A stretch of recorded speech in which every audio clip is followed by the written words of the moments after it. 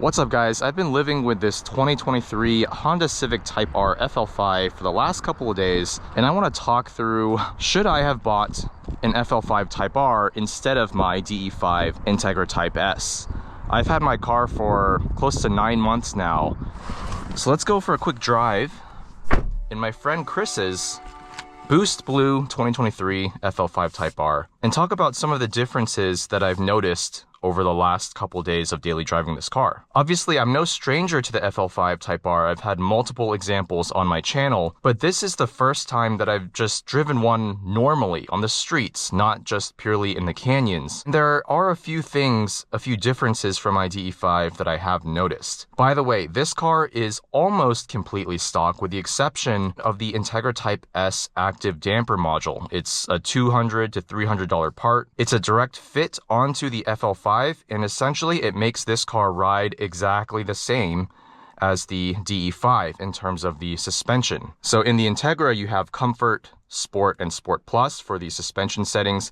In this, it's Comfort, Sport, and Plus R, but those three settings map one-to-one once you install the Integra ADS. I'll talk more about why Chris installed that and what kind of difference it makes, but first, let's take this thing for a drive.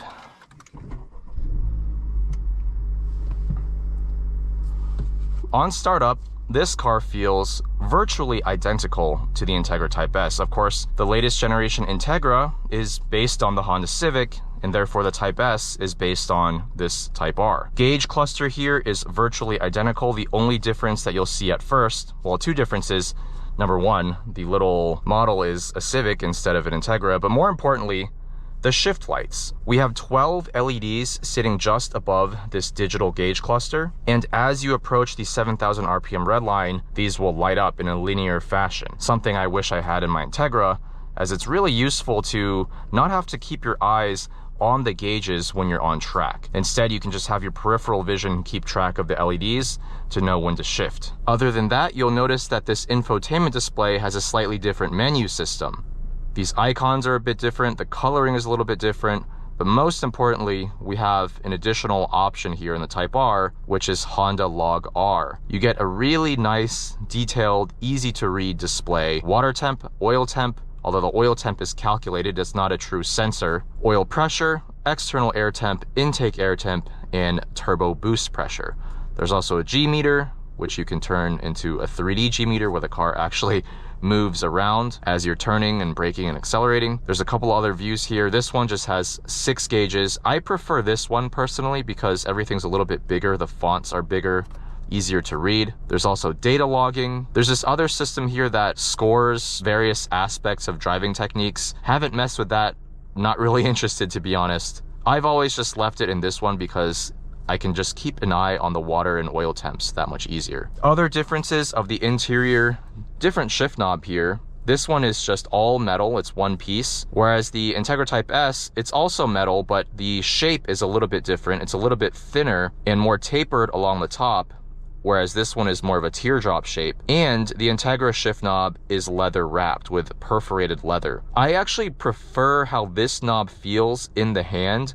The only downside is that if you leave the car parked outside when it's cold or when it's hot, this knob can be very cold or very hot when you first start using it. The leather on the Integra's knob makes it a little bit more daily driver friendly. The steering wheel looks almost the same. The buttons and the layout is essentially the same, but the rim itself is a smooth leather, whereas the Integra Type S has a perforated leather. For someone who has sweaty hands, just allows a little bit more breathability, and it allows me to grip the steering wheel more effectively. This honeycomb design to this grille for these AC vents, very similar to what's in the Integra, but the design is slightly different. The Integra doesn't have these honeycombs, it's more of a crisscross design. And also in the Integra, this grille doesn't extend as one piece all the way down to the passenger side. But I will say that the overall choice of materials in the Integra Type S interior does feel a bit better. Plastic here with an LED strip. Alcantara on the door cards and this armrest here,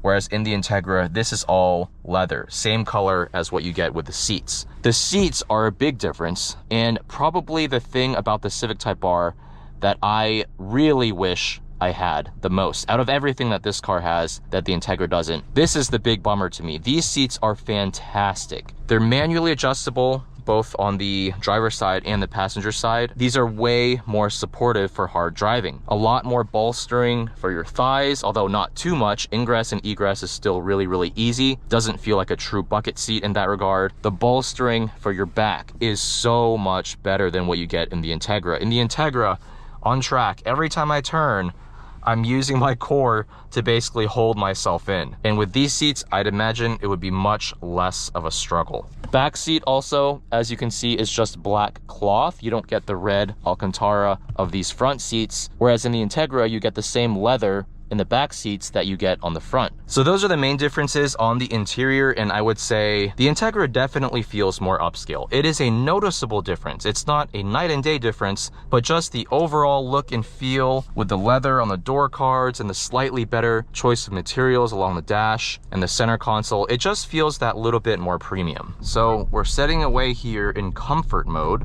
with this Integra Type S active damper module. Comfort mode in this car feels identical to comfort mode in the Integra Type S, which is a very good thing. It rides really well. The compliance over bumps is fantastic. There's little to no jiggliness on the freeway driving over expansion joints and bumps and potholes. Even with these 19-inch wheels, which are standard for both the Civic Type R and Integra Type S, on these very thin 30 profile Michelin PS4S tires, very little sidewall to absorb impacts, but thankfully these dampers in comfort mode do a great job. Now, I haven't really spent any significant amount of time driving a stock FL5 with the original ADS just on regular public roads, so I can't comment on how comfort mode feels with that stock setup. But all I can say is, in the canyons, on a bumpier road, when you start pushing the car hard, it seems like the car will actually automatically adjust the damping profile of the suspension to be a lot more aggressive. And if you recall, when the FL5 first got released, there are a number of YouTube videos of this car being tracked at Sonoma Raceway. This is before Sonoma got repaved, so it was a lot bumpier back then. And basically every video, you could just tell every driver was just doing this over the bumps.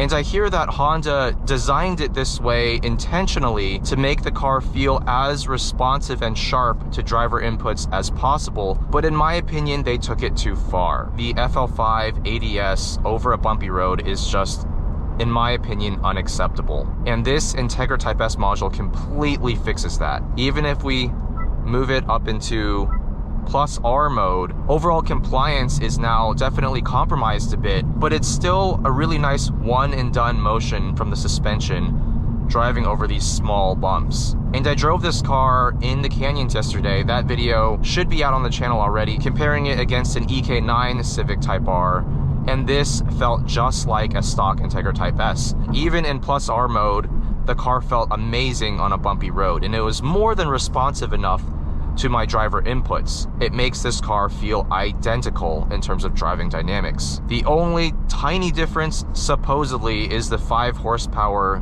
gain of the Integra Type S engine, most of which is in the mid-range, but honestly, when I was pushing the car hard, it felt virtually the same in terms of acceleration. Okay, now enough about driving dynamics on a canyon road. I've already covered that topic extensively in the FL5 versus EK9 Civic Type R comparison video. Back to the topic of daily driving. What else have I noticed about driving this car? Well, as you can see, in Plus R mode, we have a totally different gauge cluster than what's available in the Integra Type S. We get this linear tachometer across the top. I really like this. I wish the Integra Type S offered something similar, maybe with Type S badging instead of a Plus R, because it would just make it that much easier to see where I am in the rev range. Combined with those shift LEDs, my Integra Type S is largely a track car. I've done 6 to 7 track events in it, and I just wish it had the same track-focused, performance-focused software as the FL5. Same with this. We don't get the Honda Log R system at all. in the Integra. And it's just a bit of a bummer because I know that the software is readily available. It's just a matter of maybe changing some of the logos or icons on these systems. I guess they wanted to reserve the Type R for more of that racy feel, but all the hardware is basically the same. So I can't help but feel like I've been slightly scammed by not having access to the same software, especially considering the MSRP of the Type S is roughly $7,000 higher than that of the Type R. But for daily driving, I'm not going to be driving around in this mode all the time. My buddy Chris set up his individual mode in the same way that I would set it up if I had a Type R. And it's great that we get this individual mode because this gives us more options than the Type S. So in the Type S and Type R, we get engine, steering, suspension, and gauge, but we also get in the Type R engine sound and rev match. So engine sound we can choose between Comfort, Sport plus R, and rev match we can choose between Comfort and Sport. I'm not sure why you would want to go with Comfort for rev match because the Sport already does such a good job and it's not jerky in any sort of way. It's very smooth. But the engine sound setting is interesting. We don't get this in the Type S because the engine sound is tied to the engine setting. So in Comfort, it's the quietest, in Sport, it's the middle volume, and then in Sport Plus, it's even louder and gives us a little bit of burbling on the overrun. But in this car, plus R for engine sound is pretty obnoxious. It's very fake, it's piped in engine sound. Let me demonstrate what that sounds like.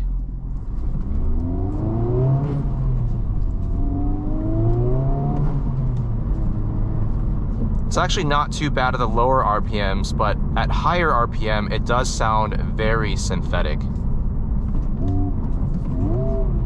You can kind of tell when I'm downshifting there. And I know Honda tried to make it kind of VTEC-esque by giving it a higher pitch to synthetic. And I know a lot of people who really dislike this sound. In fact, they say that it actually hurts their ears. So the way Chris has this set up is Sport for engine sound in his individual mode. A lot of that syntheticness disappears. The on-throttle sound is still nice and aggressive. So those are some nuances in the software settings between these two cars. The fuel economy is basically the same. You should be able to average realistically somewhere in the 23 to 26 mile per gallon range depending on how you drive. And because the fuel tank is only about 11 or 12 gallons, your realistic range on a single tank is around 250 to 270 miles. And that's if you're running the fuel tank basically all the way down until the light comes on. Another difference is that we get Bose audio as your only choice of audio in the Type R, whereas the Integra Type S offers the ELS Studio 3D sound system as the only choice of sound system.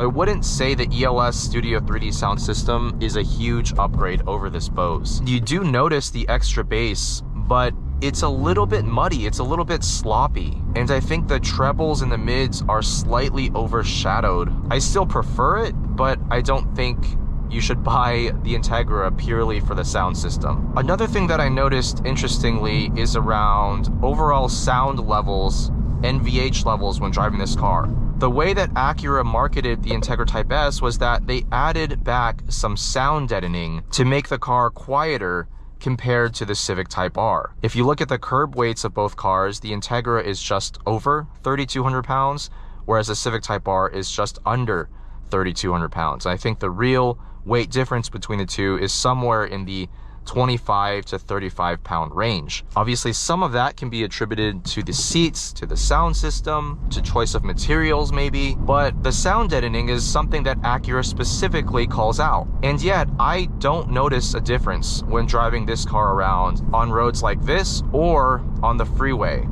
There still is a lot of tire noise in this car, but the Integra Type S has a lot of tire noise as well, and without using an actual decibel meter, my ear can't really discern a difference. And if you have people sitting in the back seat, it might be a little bit hard to actually hold a conversation with them when you're driving at 65 miles an hour and above. Other than these relatively small differences, these two cars are virtually identical in terms of the way they drive. Once you put the ITS active damper module in this car. Honestly, they drive the same. You'd have to be extremely sensitive maybe to power delivery or throttle response to perhaps notice a difference, but the steering feels identical, the shifting feels identical other than having a different knob.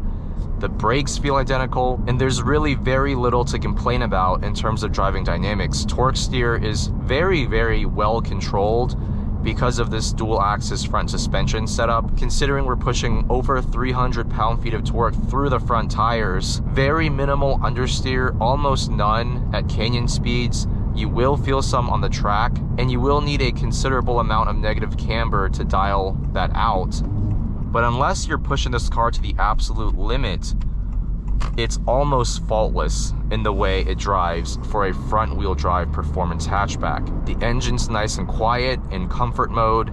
We have it in sport mode right now, and it's still virtually silent at low throttle position, low RPM. I've said it so many times, the suspension tuning of this car with the Integra module is nearly perfect, in my opinion, for an OEM suspension setup. It's far better than the GR Corolla suspension, better than the Elantra, and better than basically anything out there. With all that being said, let me answer the original question I set out to answer. Should I have bought a Civic Type R instead of my Integra Type S?